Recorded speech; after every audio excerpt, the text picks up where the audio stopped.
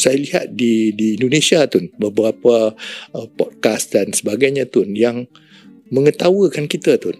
Dia kata Indonesia stood firm on beberapa isu bila berbincang, tapi Malaysia sudah dengan begitu mudah menyerah kalah, dia kata.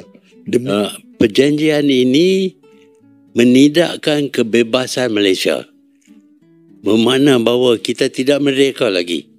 Kita dikuasai oleh Amerika Syarikat. Sebenarnya kita terikat kaki tangan. Tak boleh bergerak. Sampai kita nak ada perjanjian BRICS pun. Itu kena disemak, dipersetujui oleh Amerika Syarikat. Perjanjian dagang antara Malaysia dan Amerika Serikat masih jadi perbincangan hangat di negeri Malaides tersebut. Perjanjian itu banyak dikecam karena Malaysia benar-benar jadi budak Amerika. Kaum Melayu di negeri kasino Malaysia, yang katanya menjadi kaum terhebat di jagat raya, sebenarnya hanya kaum pecundang dan jadi budak negara lain. Kaum Melayu palsu Malaysia, yang katanya jadi penguasa alam Melayu, rupanya rela berada di telapak kaki Amerika. Seperti kerbau yang dicucuk hidungnya, Malaysia harus ikut apapun langkah Amerika.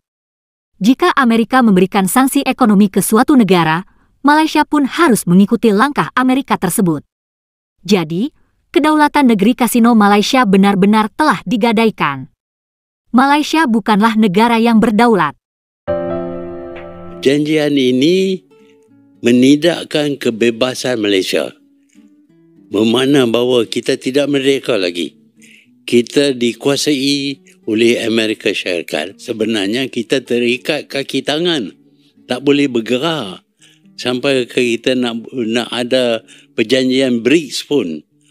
Itu kena disemak, dipersetujui oleh Amerika Syarikat. Bermakna kita tak bebas lagi. Betul.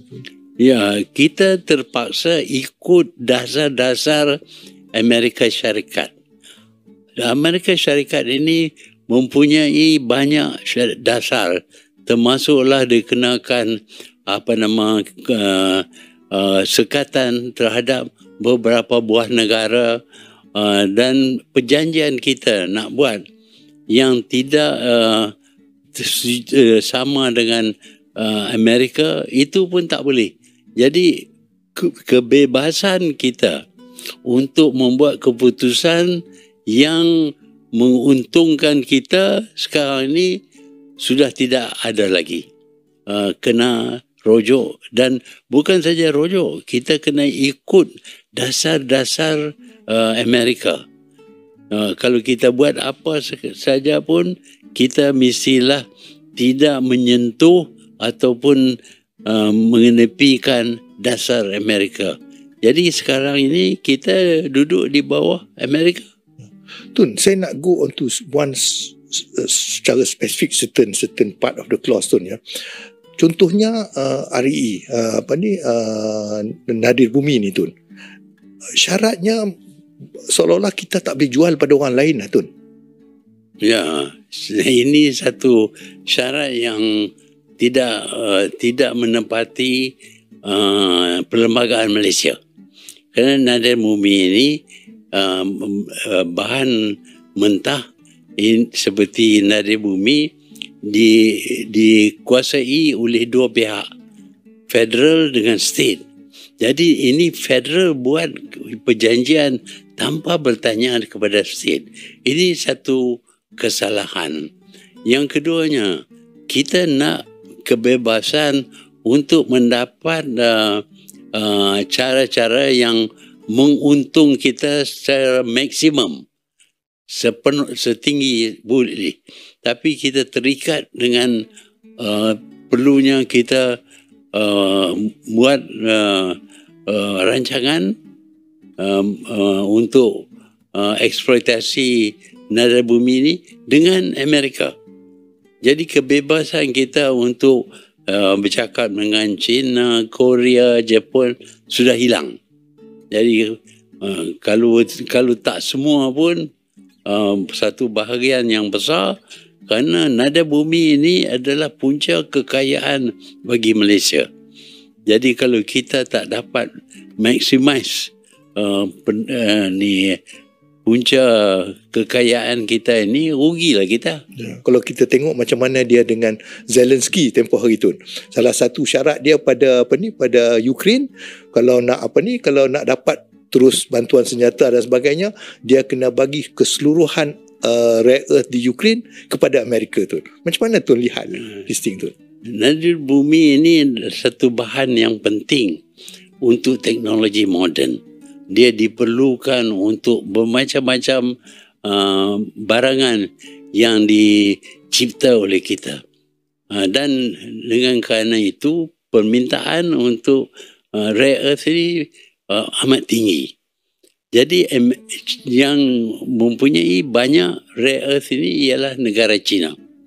Negara China mengenakan syarat tak boleh keluar barangan dia ke negara lain. Dia ada teknologi, dia nak buat semua sendiri. Jadi Amerika terputus bekalan daripada negara China. So untuk itu Amerika cuba paksa negara-negara lain.